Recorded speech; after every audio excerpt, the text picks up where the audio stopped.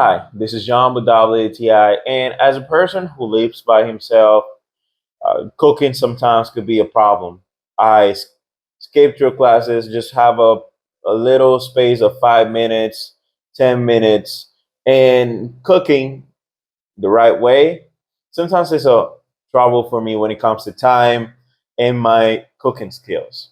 So this is where this Chef Boyard pasta in tomato sauce and seasoned with meat just comes into place. This is a great flavor sauce with some lasagna pasta. And one of the things that I like the most is so easy.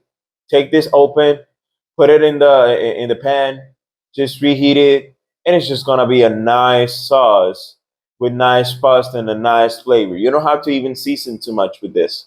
Just drop it, just let it simmer, and it's just gonna do great. It tastes awesome. The tomato sauce, it feels great, and it tastes awesome. So if you're looking for a convenient, easy to do meal before you're going somewhere and it's gonna be filling, this one is a great one. So this was John with WTI, and that was my point of view.